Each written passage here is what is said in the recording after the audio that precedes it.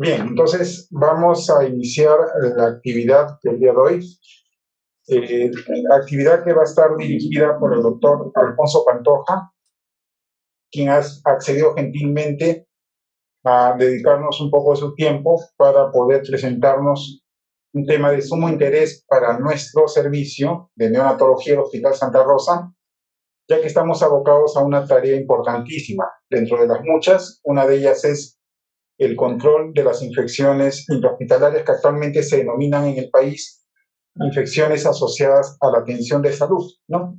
Cuyos indicadores han sido ya conocidos, dados a conocer en dos videos que anteriormente se han publicado con intención de sensibilizar con este tema, ¿no? A nosotros, los médicos, enfermeras también presentes en esta reunión, con la intención de buscar un camino que nos permita hacer la mejora correspondiente. Tenemos también como antecedente que este indicador es un indicador de calidad, de gestión, y que al margen de ello necesitamos mejorarlo, ¿no? O disminuirlo o llevarlo a la meta ideal. Entonces, el doctor Pantoja, Alfonso Pantoja, muy conocido por todos nosotros, nos va a dedicar, digamos, una presentación que nos permita enfocar este tema y nos permita tener herramientas que nos ayude a hacer este manejo de este problema que ocurre en diferentes unidades de neonatología. El doctor Pantoja, voy a presentar su currículum abreviado, ¿no?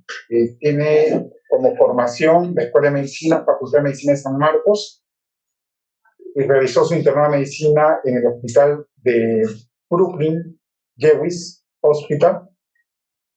Hizo su residencia de pediatría en el mismo hospital. Luego hizo fellowship neonatal en medicina perinatal y neonatal en el Wayne State University and the Children's Hospital de Detroit. Tiene certificaciones tanto en pediatría como neonatología o medicina perinatal. Es fellow de la Academia Americana de Pediatría y fellow del Instituto de Salud del Healthcare Improvement. Como experiencia profesional, neonatólogo del Hospital San Joseph, neonatólogo emérito también del mismo hospital, profesor clínico del Departamento de Pediatría de la Universidad de Colorado, líder clínico en los proyectos de mejora de la calidad nutricional del Vermont Oxford Network, profesor visitante de la Universidad Cayetano Heredia, miembro del Institutional Review Board desde el año 1990 y presidente del Colorado Perinatal Care Council desde el año 2010 al 2011. En resumen, el doctor Pantoja tiene una amplia experiencia y sobre todo tiene una vocación docente, ¿no? Siempre escuché del doctor mencionar la necesidad que tiene de, con su experiencia, revertirla, devolver parte de su experiencia y sus conocimientos en lo posible, ayudar a quienes podrían aceptar esa ayuda, como nosotros, ¿no? Dada esa gran experiencia, repito, he tenido la posibilidad de conocer al doctor y pedirle esta participación en este evento, ¿no? En esta reunión que va a ser una reunión, creo yo, motivadora y va a tener algunas consecuencias importantes. Doctor Pantoja, en todo caso, le damos la bienvenida al servicio de neonatología del hospital, agradecimientos de por medio y anticipados, y lo dejo con la palabra. Muchas gracias, Julio. Para mí es un gran placer y un honor poderme dirigir a ustedes en en un tema que realmente me apasiona y que diría me cambió un poco la vida. Voy a dedicar esta presentación al doctor William Edwards, un colega, parte del directorio del Vermont Oxford, que falleció inesperadamente unos días antes de Navidad.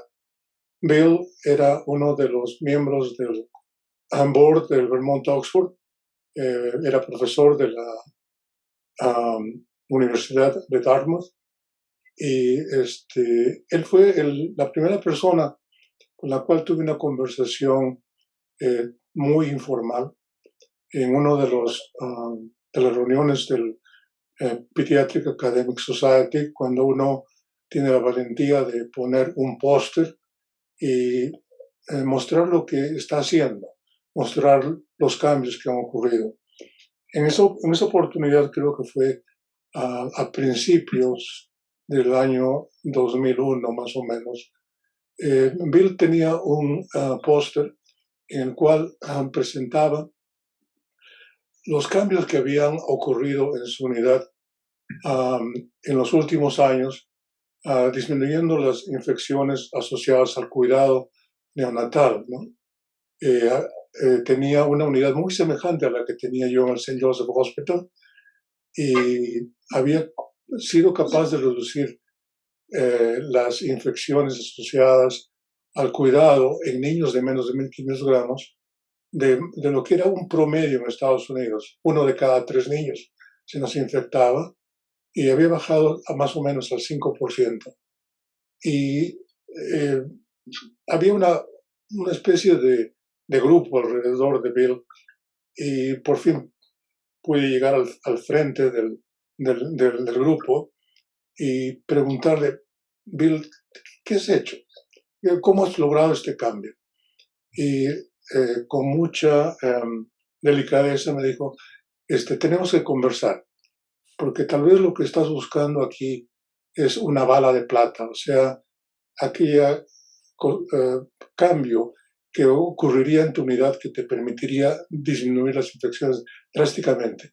Esto es algo mucho más complejo y esto es lo que básicamente vamos a tratar de explicar con un poco de experiencia personal y experiencia con una unidad en Lima en la cual hemos estado trabajando en los últimos 2 años, ¿no?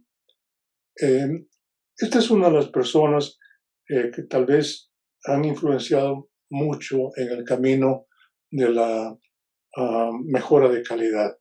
Es el doctor Donald Berwick, es un pediatra, una de las personas más que influencia más en las cuestiones de salud en Estados Unidos, ya está jubilado, y nos dice, es el fundador del IHI, o el Institute of Healthcare Improvement, y nos dice que como médicos, o como enfermeras, como proveedores de salud, tenemos 2 responsabilidades.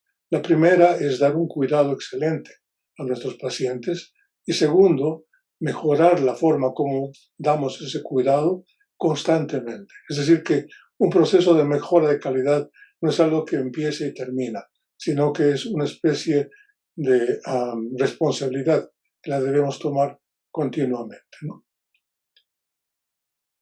Hay 2 personas que no son médicos, pero que sin embargo crearon este concepto de mejora de calidad. Los 2 son ingenieros. El primero es el doctor Walter Schubert, que era un ingeniero que trabajaba en unas compañías de manufactura eléctrica, y en la cual aplicó este concepto de medidas estadísticas en el proceso de mejora de calidad. Posteriormente, uno de sus discípulos, el doctor Edward Deming, el cual ya aplicó este concepto de cambios a través de una estructura más formal, en la cual presentó el diagrama del plan Do Study Act, y que desgraciadamente no tuvo mucho eco en los Estados Unidos, pero en el año 1984 el gobierno japonés se lo llevó por unos años a Japón, y en el cual pudo desarrollar muchos de los conceptos que hacen que, por ejemplo, las características de los autos de la Toyota tengan tanta calidad, ¿no? Esta traducción, este paso de este mensaje, de estas medidas de mejora de calidad de la industria, se tradujeron al aspecto de salud gracias al doctor Berwick con el Instituto de Healthcare Improvement y posteriormente en neonatología gracias a los esfuerzos del Vermont House Medical. Lo que tratamos de decir de mejora de calidad, esto es desde un punto de vista de una planta de producción, es que tenemos diferentes resultados que se pueden distribuir en la tradicional curva de Gauss, ¿no? La curva de campana, pero que mucha de esta variación alrededor de la línea media se producen por causas totalmente normales, es algo de esperar. Pero sin embargo existen causas aleatorias que producen cambios, producen situaciones anormales que pueden ser en el lado positivo y en el lado negativo. En este aspecto, por ejemplo, si estamos acostumbrados, como ocurría en el St. Joseph Hospital, a tener una frecuencia de infecciones de un 30%, hacíamos cambios, pero que no tenían ninguna repercusión. De tal manera que habíamos creado ya una especie de speech, como decimos, o una comunicación para los padres que eran bebés, que tenían bebés de menos de 1.500 gramos. Y les decíamos, su bebé probablemente va a salvarse, se va a ir a la casa, pero es bastante probable que se infecte, pero no se preocupe. Tenemos los antibióticos perfectos, ideales para tratarlos, y en la mayor parte de los casos, estos bebés, si tienen unas infecciones, las podemos tratar eficientemente. Y entonces, la cuestión del proceso de mejora de calidad es básicamente tratar de estrechar esta curva de tal manera que los resultados sean más predecibles y de tal manera de que en el caso de mejora de calidad, a veces nos separemos completamente de estas situaciones que son negativas, ¿no? Un ejemplo práctico de mejora de calidad, disculpen por irme tal vez un poco por una tangente, son las resoluciones que frecuentemente hacemos al principio del año. Una de ellas es bajar de peso. Todos los hemos hecho, pero la estadística muestra que solamente un 8% de todas las personas que hacemos esta propuesta la logramos, ¿no? Entonces, uno de los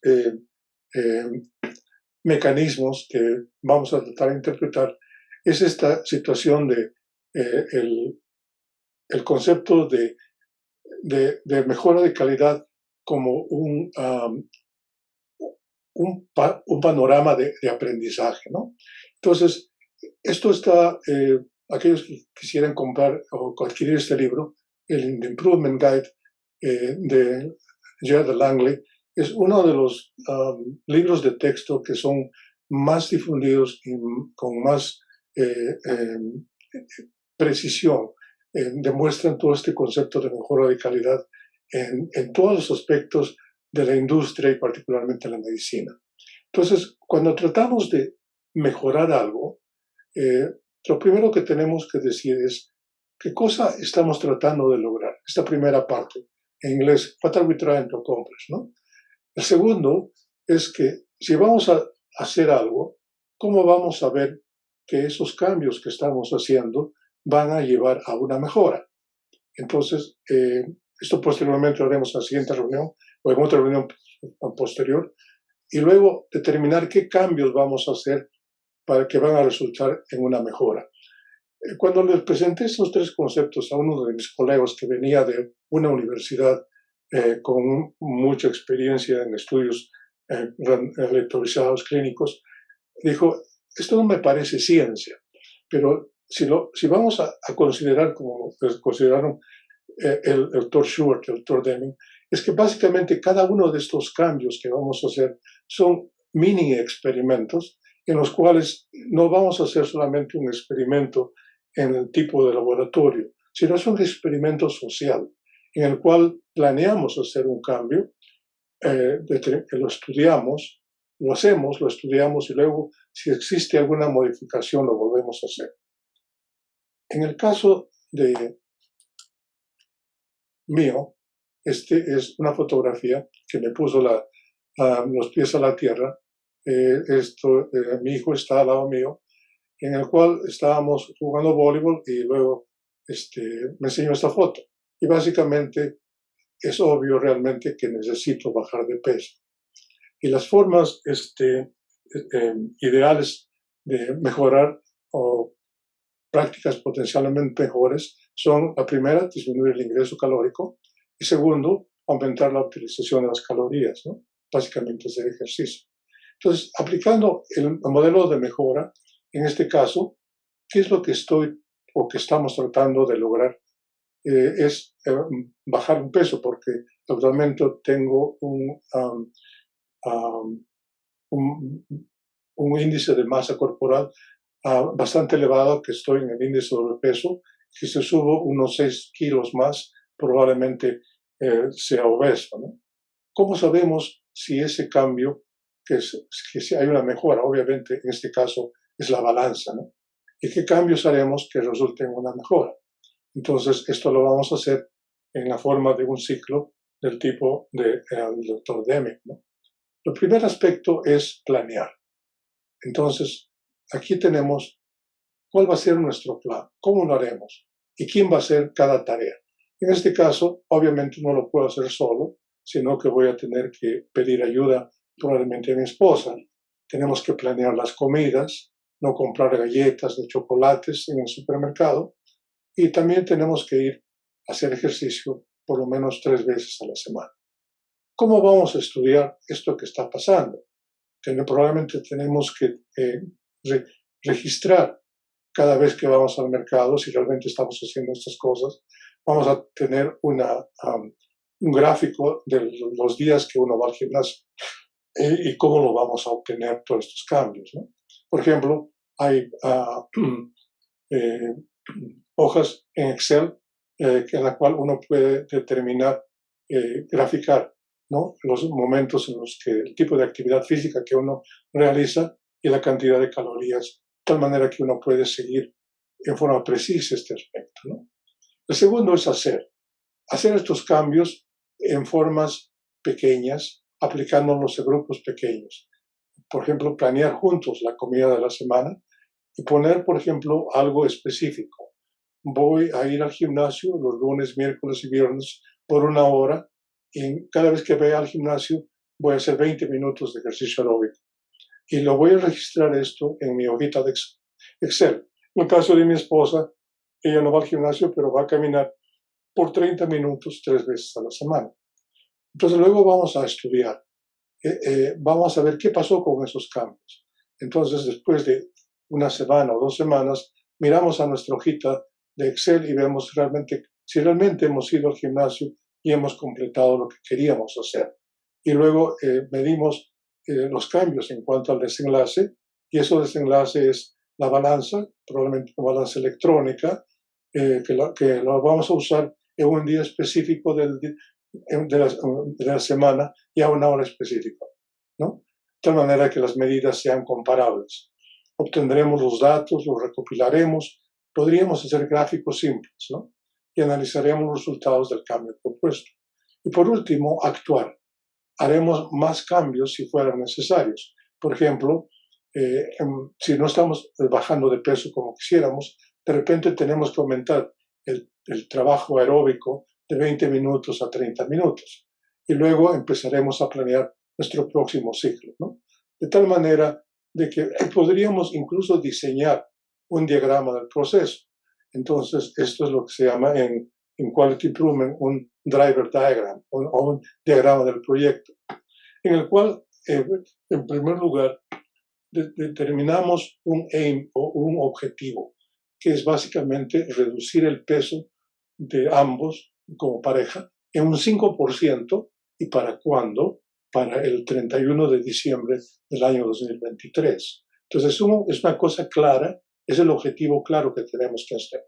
Entonces, tenemos controladores principales. Uno es el soporte de pareja y segundo, las estrategias basadas en evidencia.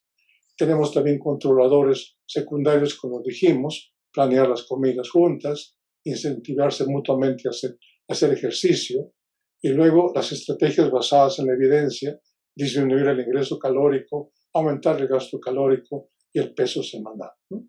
Entonces, esto es lo que tuvimos que hacer al principio, una vez que hicimos esta promesa de bajar de peso.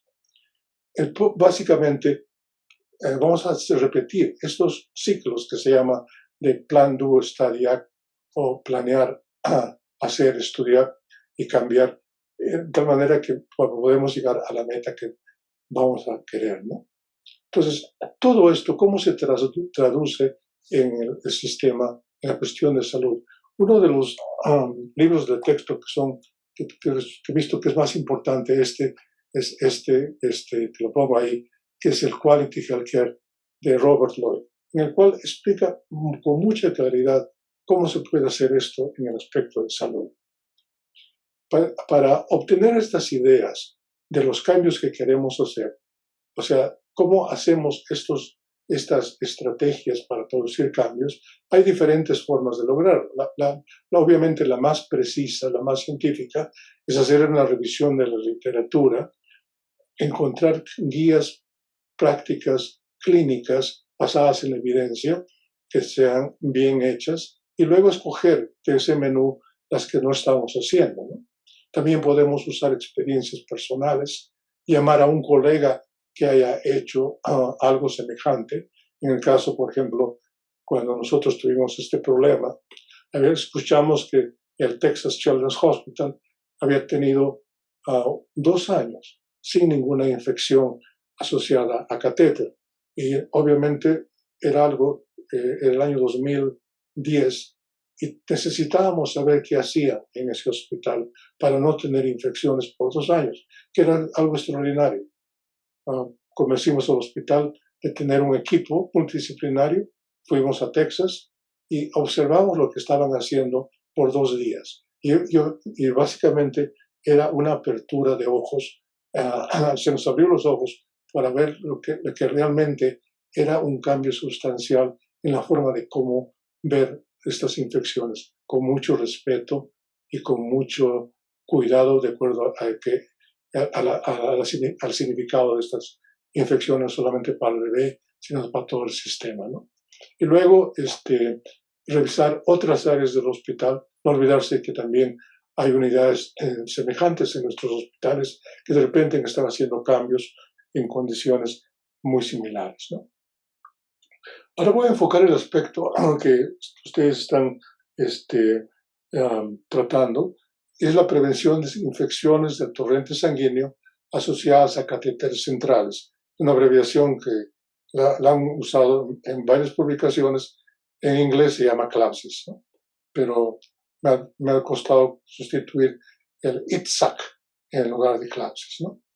Ahora, ¿por qué son importantes estas infecciones? Disculpen que tal vez sea un poco redundante, pero yo creo que esto es importante, que todo el equipo de la unidad que trabaja tiene que tener presente esto, ¿no? Primero, son condiciones totalmente prevenibles, que se asocian con un aumento en la morbilidad y mortalidad. Estas infecciones pueden producir una mortalidad tan grande como hasta de 40%, que si los bebés sobreviven a estas infecciones, prolongan el tiempo de hospitalización hasta más de 3 semanas.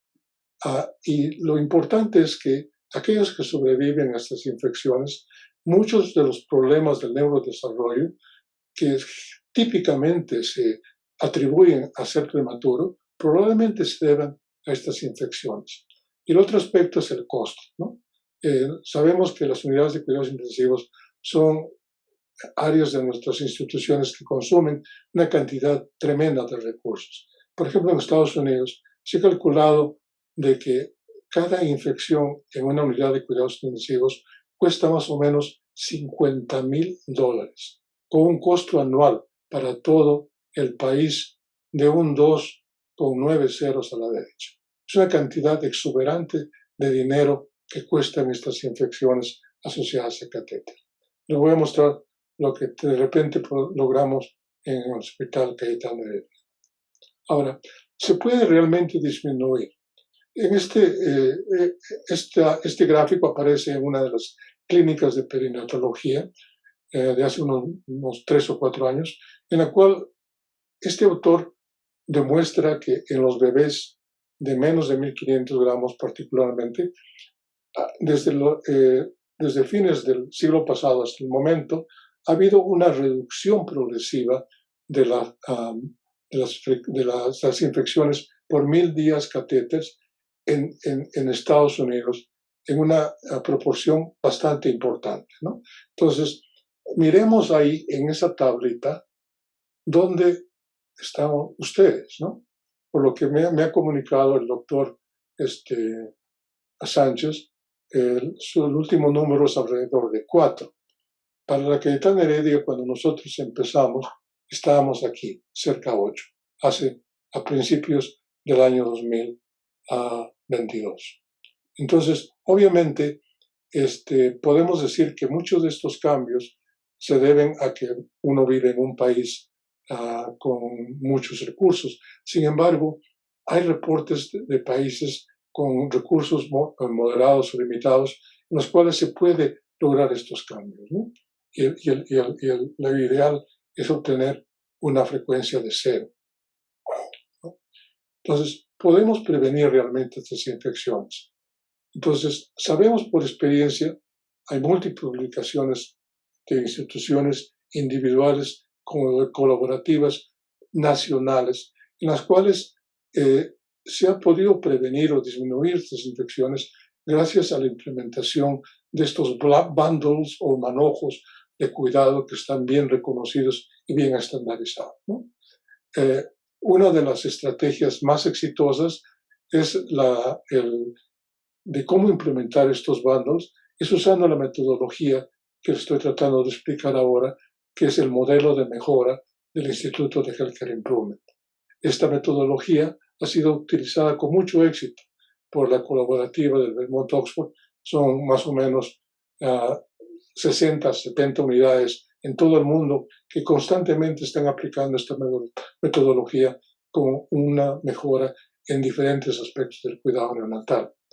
Mi equipo en el St. Joseph Hospital, a partir del año 2003, empezando con las infecciones nosocomiales, hemos logrado una mejora muy considerable en muchos de los aspectos, especialmente en infecciones, en nutrición, en cuidado centrado en la familia y también en el aspecto del neurológico, ¿no?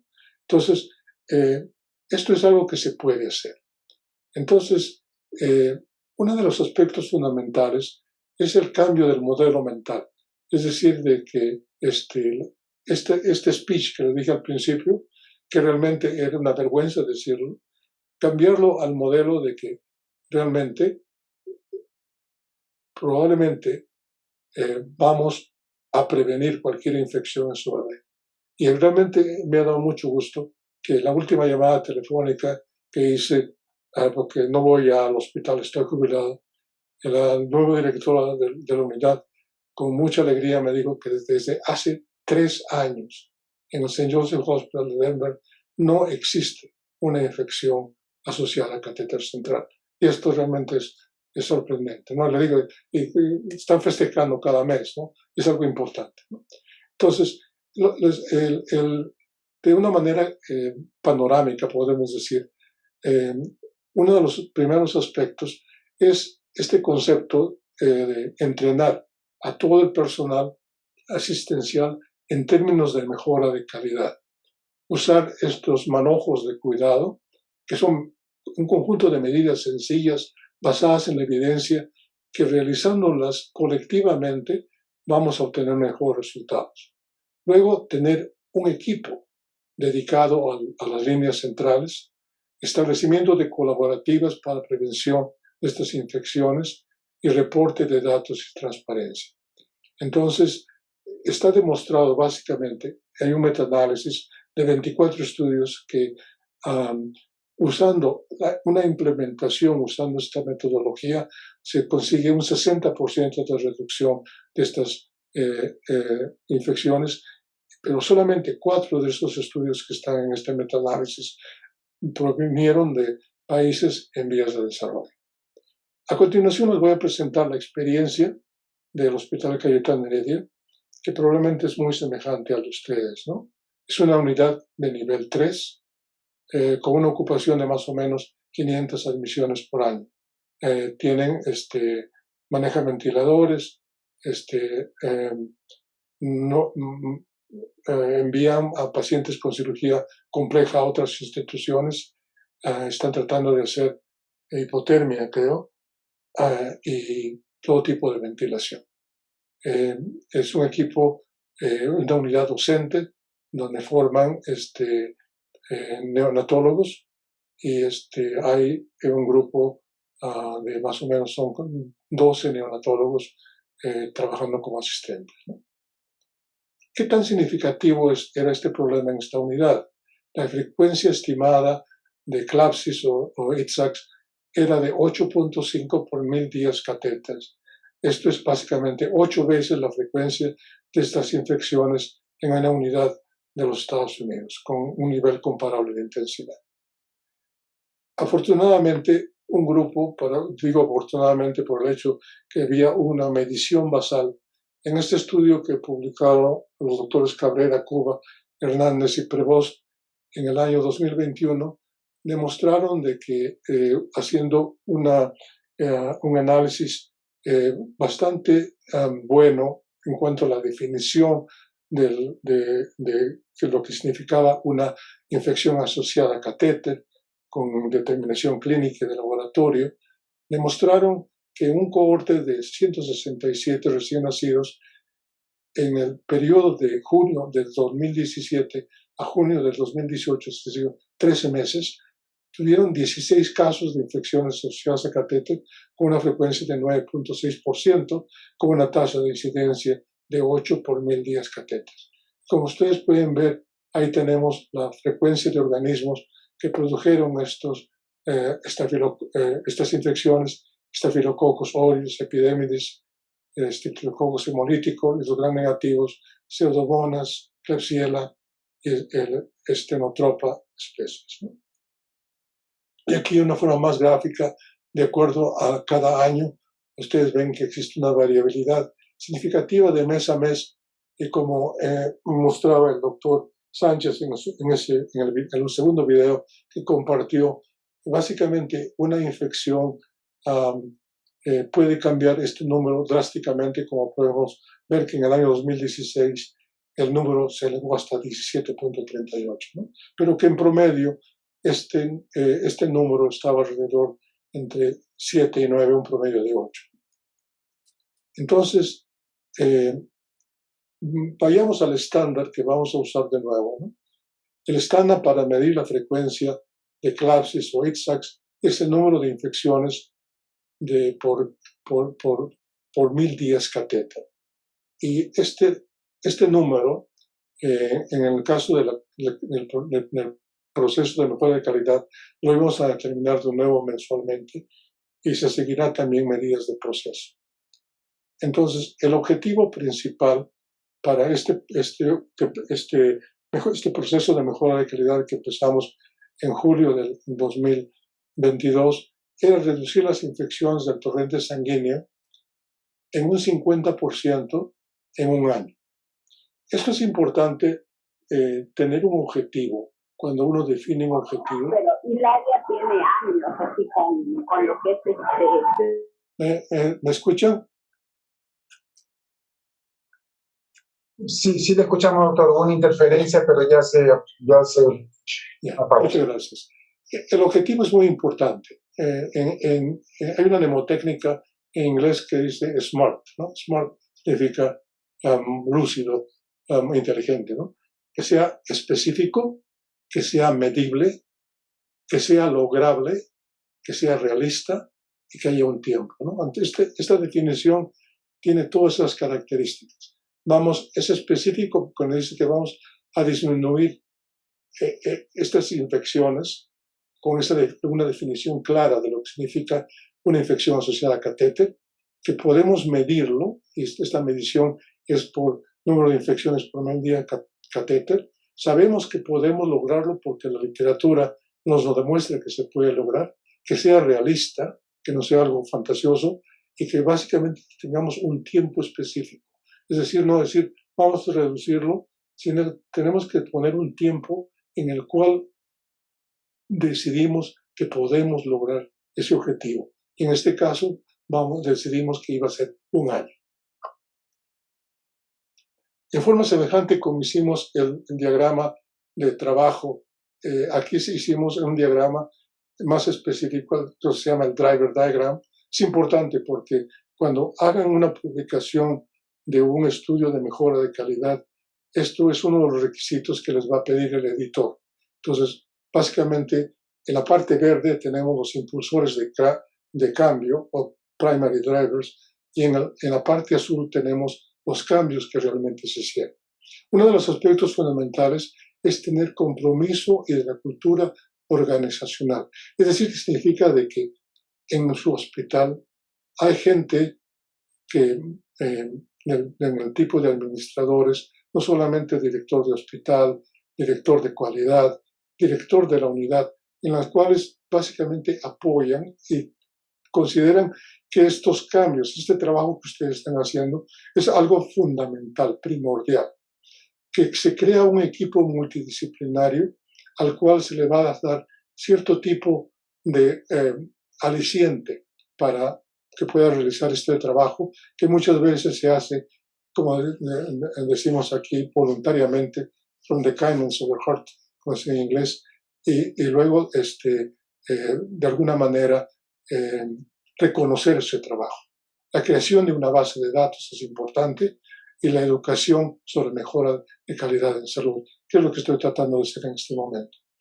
Luego, la implementación de estos manojos de cuidado.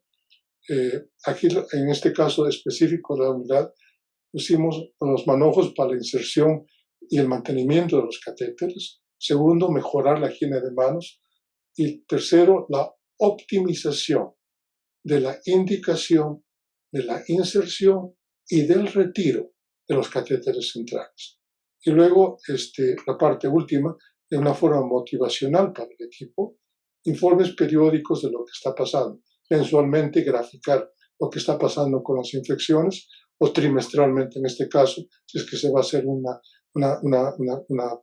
tipo de Statistic Control Chart y una revisión de la evidencia y de la educación continua. En el caso de Cayetano Heredia, es una cronología de lo que pasó.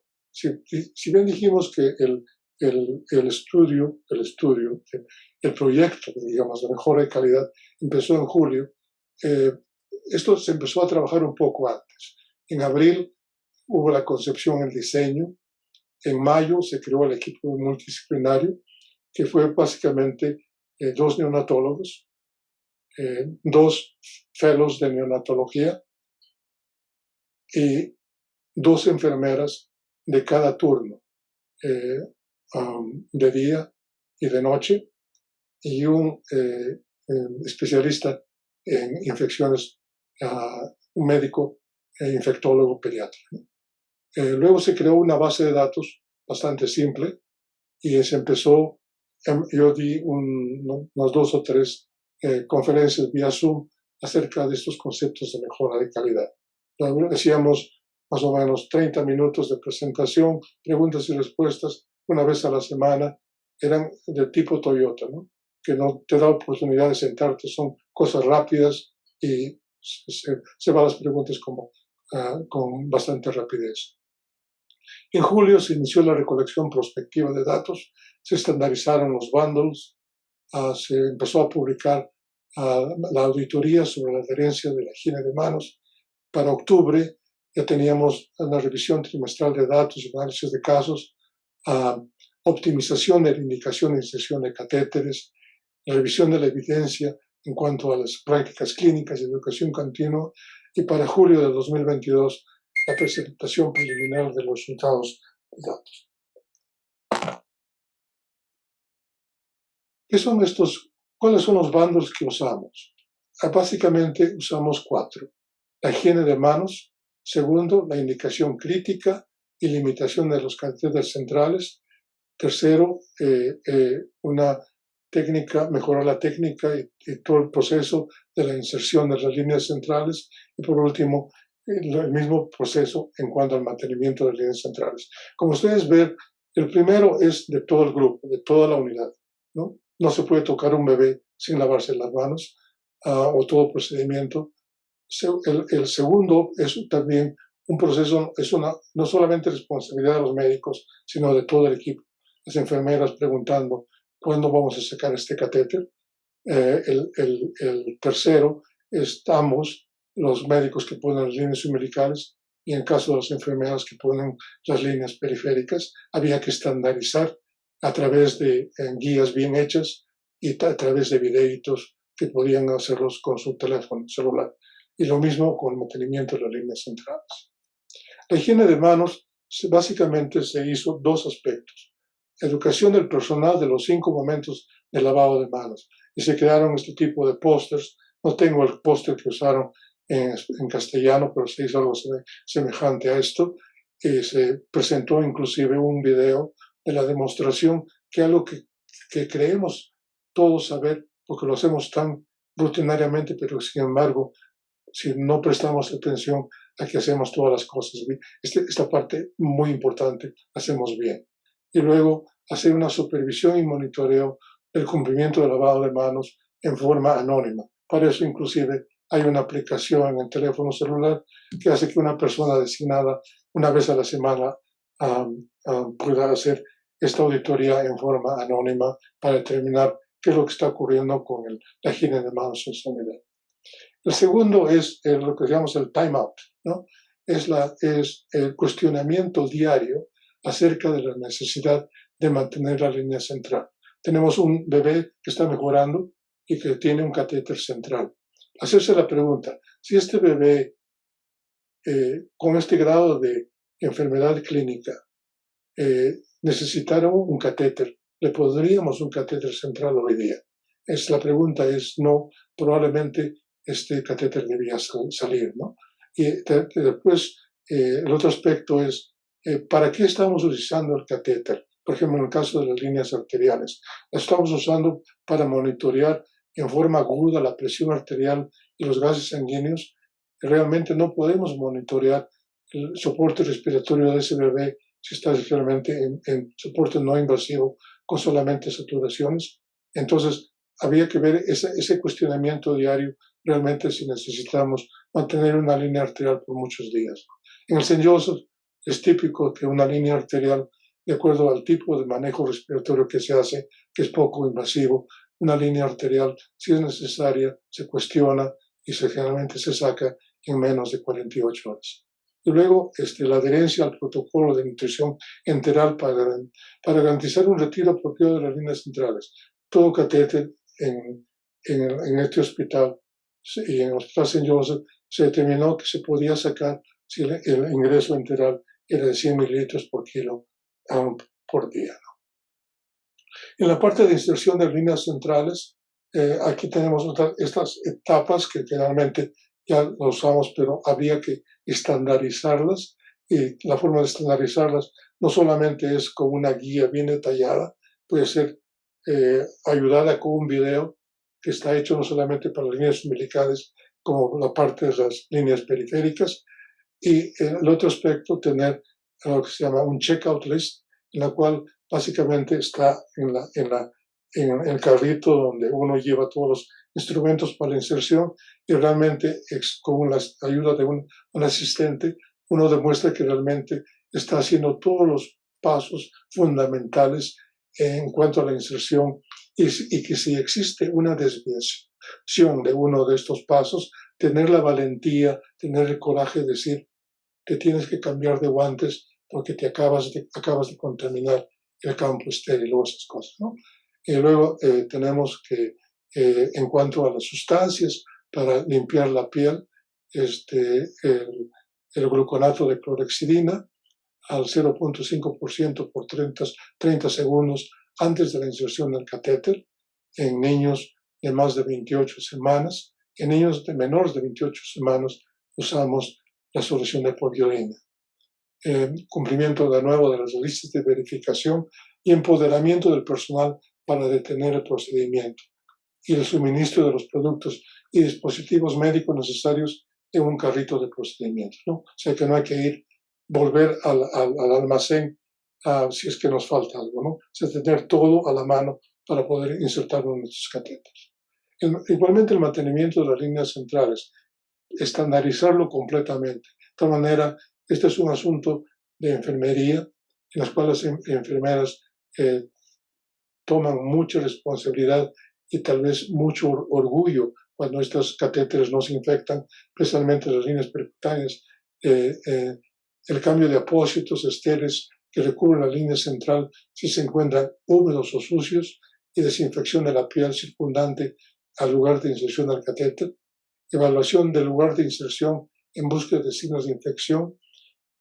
Esto debe ser documentado diariamente en las notas de progreso, mantenimiento de una técnica aséptica al acceder al sistema para administrar medicamentos, cambio de infusiones o toma de muestras por línea central, minimizar el número de veces que estas conexiones se abren, ¿no?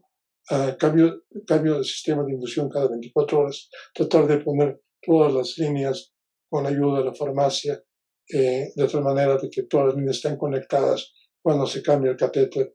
En el caso de St. Joseph era más o menos entre las 4 y las 5 de la tarde, y el cuidado del puerto de conexión diaria. Aquí tenemos este man que está, cuánto tiempo se debe limpiar esta conexión alrededor antes de desconectarla, y luego limpiar la conexión por 30 segundos con clorhexidina o alcohol antes de conectarla nuevamente, ¿no? Aquí es lo que realmente voy a describir con gráficos y algunas tablas de lo que pasó en el Cayetano Heredia. Aquí vemos la adherencia a la higiene de manos a través de una auditoría totalmente anónima, en la cual se ve que cuando estábamos, antes de empezar este procedimiento, había una adherencia de más o menos un 70%, pero que después de empezar solamente con una demostración, la publicación de esta auditoría mensualmente en la pizarrita de la unidad a la entrada, se logró que se mantuvo una cierta estabilidad con una mejoría de la higiene de manos. Típicamente debía ser encima del 90%. Pero sin embargo, cuando comparamos esto con el resto del hospital, la unidad de cuidados intensivos neonatal es la que tenía la mejor performance. Aquí tenemos los cambios que ocurrieron en el catéter, medidos por cada trimestre, ¿no? Como podemos ver, en el primer trimestre, cuando recién estábamos empezando, hubieron 4 infecciones asociadas al catéter con un número de 7.72 por 1000 días catéteres, y que luego, posteriormente, las infecciones fueron disminuyendo, de tal manera que a fin del año solamente tuvimos 9 infecciones. Eso significaría de que si hubiéramos mantenido el mismo censo o a la misma frecuencia de inserción de líneas, probablemente nos logramos evitar 7 infecciones.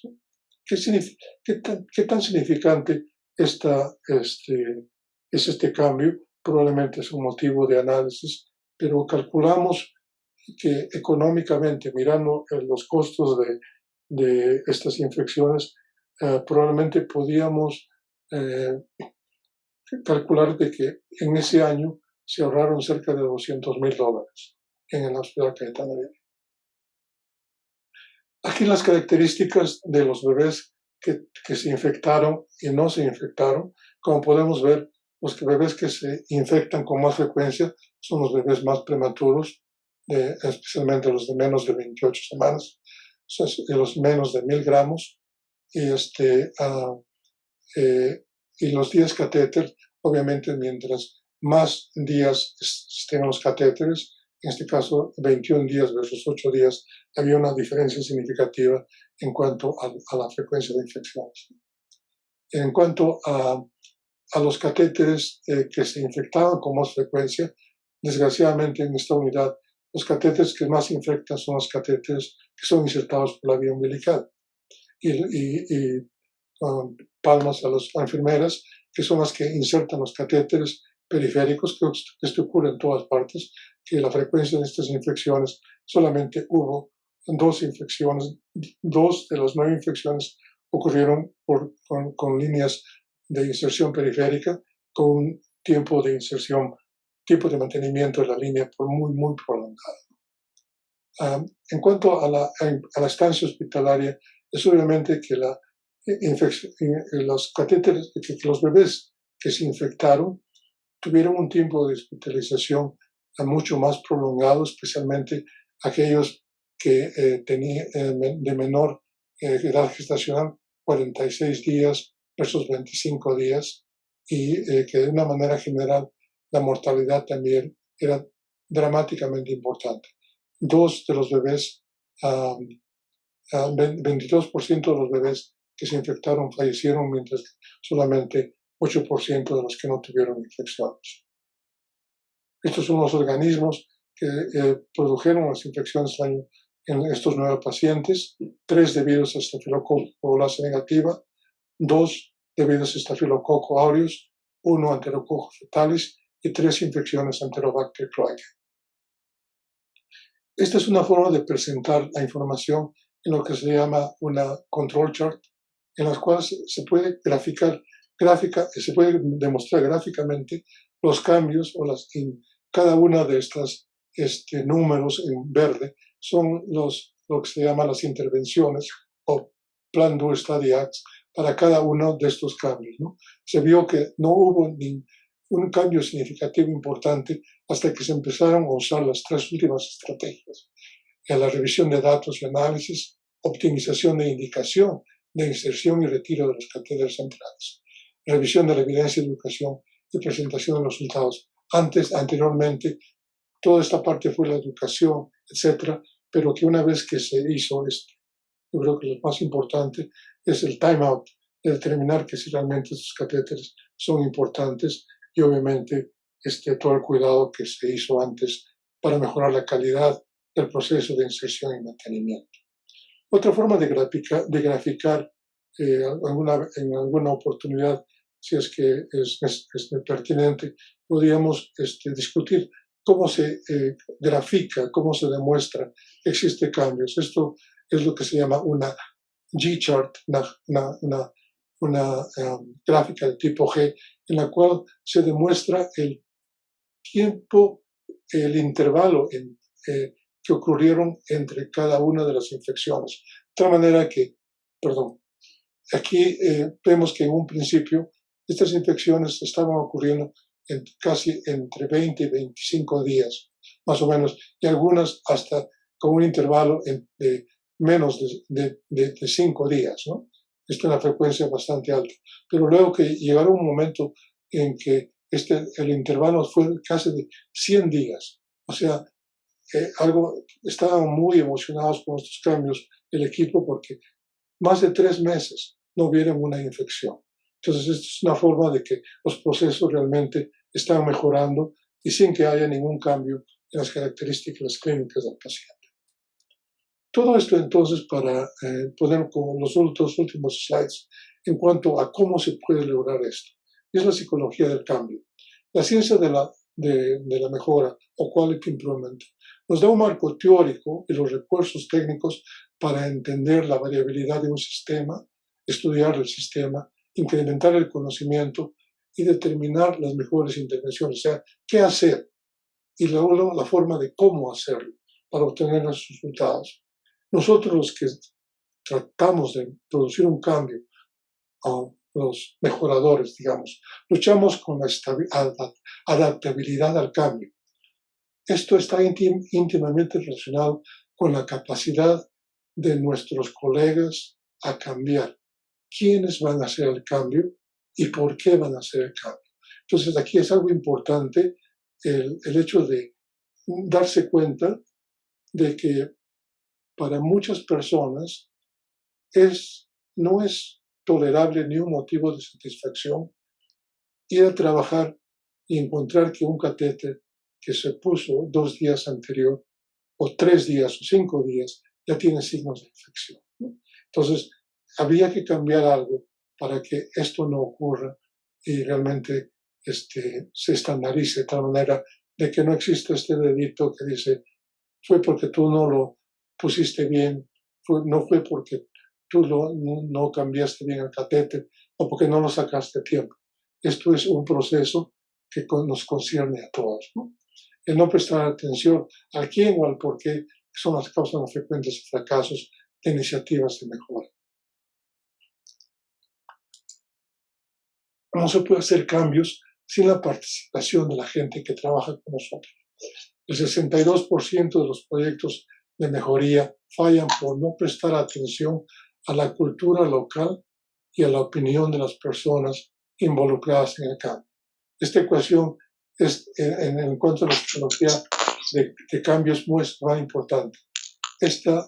La calidad en el A al cuadrado es lo más importante en cuanto a la aceptación y la responsabilidad que cada uno de los miembros del equipo tiene que tener, y que eso resulta en qué efectivo va a ser. Entonces, este modelo de mejora, de determinar qué es lo que se va a hacer, cómo se va a medir y qué cambios vamos a hacer, tiene que percibirse desde un punto de vista de esta lupa que tiene estos 4 lentes, ¿no? ¿En qué sistema estamos tratando de hacer estos cambios? ¿Cuál es la psicología de estos cambios? ¿Cómo vamos a afectar a los que van a participar en el cambio? ¿Cómo vamos a mejorar el conocimiento del por qué estamos haciendo estos cambios? Y últimamente, entender el concepto de variación.